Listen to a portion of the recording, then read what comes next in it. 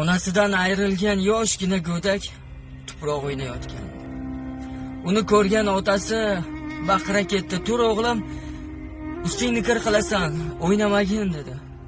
Bolakay esa otasiga qarab shart o'rnidan turdi-da, "Otajon, inson tuproqdan yaralgani rostmi?" dedi.